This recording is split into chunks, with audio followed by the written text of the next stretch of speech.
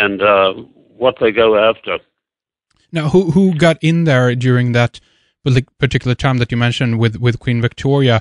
Is this where Cecil Rhodes became involved in South Africa as well? Yes, he was the Queen's representative, if you like, or the representative of the British East India Company, and he was sent out to go and see what the situation was. And he also said that there was nothing worthwhile there. Really? So they all miscalculated. They missed it, huh? At the beginning. And then, when these huge, I mean, still today, it's the biggest source of gold and platinum, for instance, in the world. But particularly the gold. I mean, where else do you find seams that are 20 feet high, where people have to get up on scaffolding to drill the rock to remove the gold? Yeah. And you can actually see it. I've been down the mine. You go down 6,000 feet. It's breathtaking. They go in a cages open on all sides, and you drop 6,000 feet in record time. And it's not an experience that you'd want to repeat. But of course, these miners there, they do that every day. But before that was discovered, it was simply considered barren rocks, and fields are not worth anything. They couldn't even do any agriculture there because of the nature of the soil and the rocky terrain. And the story of the Boer War is an epic struggle that I think everybody who's interested in the valor of man and the fortitude of people should read with an open mind. I think it's one of the greatest periods in history to show how a small, determined nation can withstand even the mightiest of armies.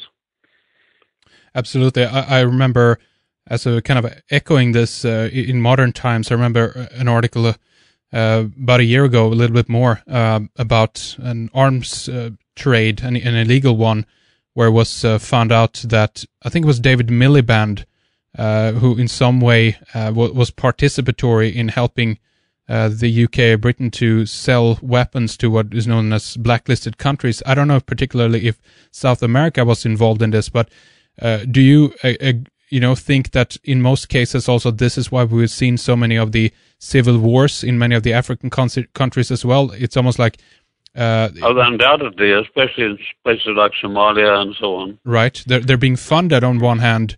These small petty little dictators who come in and take over for a while the other people who are interested in the region get in and get their hands on the resources there. Is that how it's being run, do you think, or what's the tactic? Well, that's how they would like to run it in all the countries, but in Somalia, they're very rich in minerals, and there's a huge oil deposits, and has a strategic position of being in the Horn of Africa, right across from Saudi Arabia.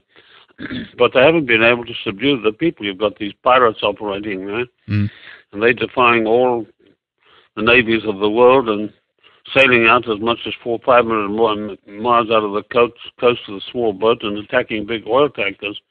They've stopped some of it, but not all of it. Still going on today.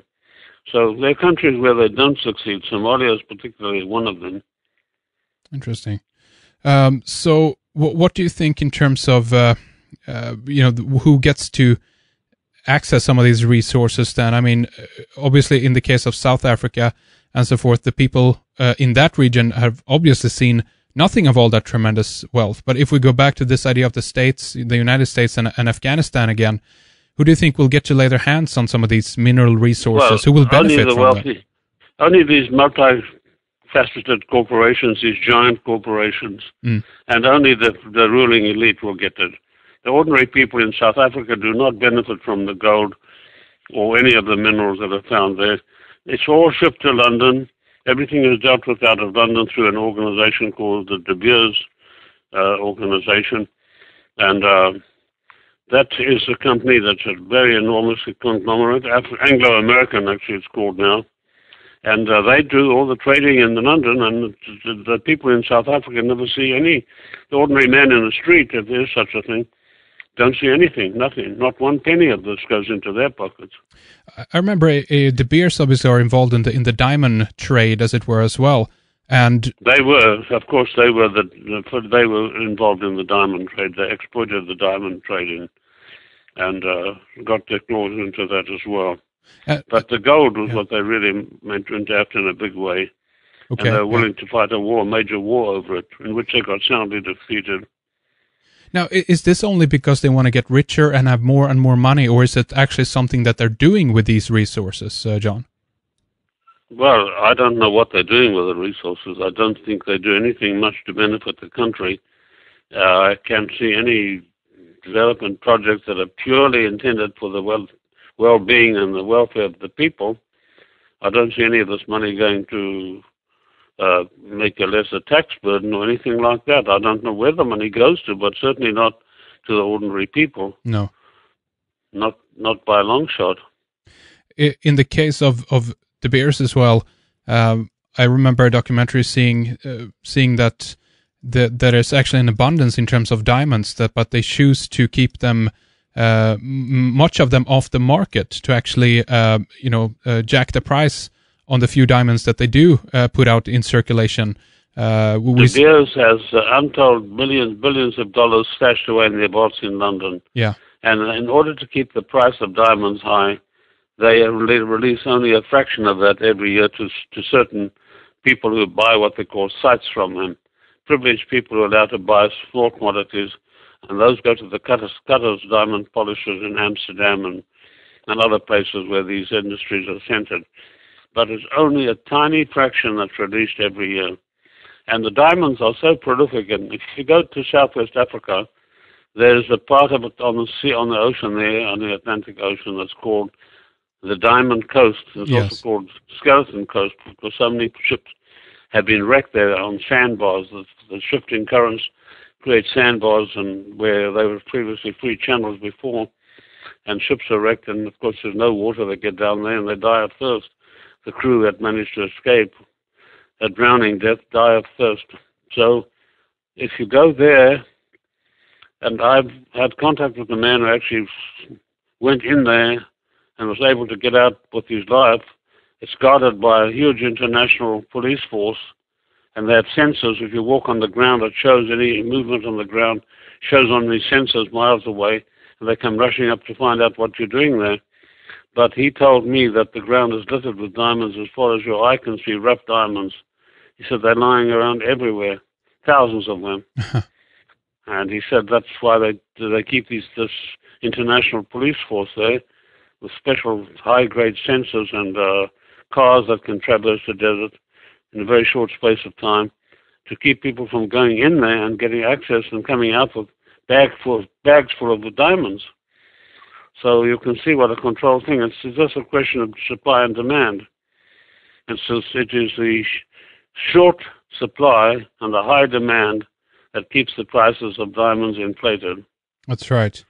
And on top of that, of course, at the end of that whole chain of how things are being run, it is obviously because of people out there, so to speak, normal people, regular people who are walking around, albeit that they might be rich, of course, but the fact that people are craving these. These families and companies are getting rich because people are stupid enough, if you will, to buy them, actually. And we have the whole propaganda machine as well, actually, behind the whole diamond industry, with a diamond being a girl's best friend and all that stuff as well. The slogans that, if you will, some of the Tavistock and more, intelligent, as it were, savvy people are putting out. Wouldn't you say that's correct, John? I'd say that's absolutely correct.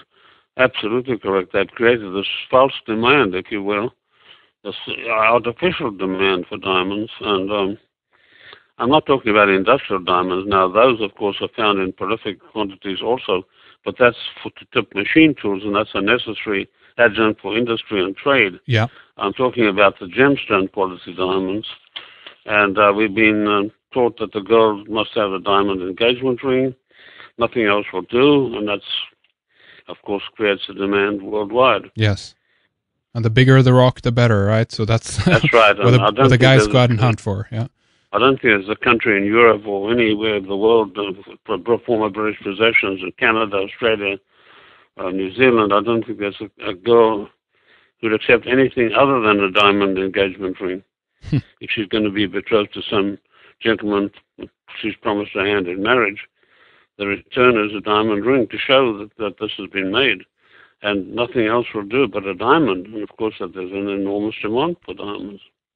It's amazing how all of these things work together in unison, and some of the things that you've detailed in a Tavistock Institute of Human Relations, obviously, connect with this as well, on how you manipulate the population, and then you supply them, so to speak, with what they think that they need, or what you as an institution have implanted into them, what they should need, or what they think about, or what they strive for, or what they want, or so forth as well. So it's a very clever game that is being played on an unwitting population, if you will. Oh, absolutely. It's definitely a game. There's no question about that. Why don't we begin to round things up here then for the first hour, John, and we'll proceed with the second a little bit later here. We want to give out your website again, obviously, Coleman300.com, and that's spelled right. Coleman, and then the digits 300, Coleman300.com, and there's tons of books there for people to check out. Obviously, the Conspiracist Hierarchy, the Committee of 300, which is the primary book that we've been talking about here as well. But obviously, Tavistock Institute is there. That's right. And there's also a book called Beyond the Conspiracy, which takes up modern days, what's happening now, and the Club of Rome, the Illuminati. All these books are up there. As I said, I've written 17 books, and they're all available. And if your listeners would go to our website and see what we have, and we'd like to hear from them. Excellent. Coleman300.com will give you more information. Thank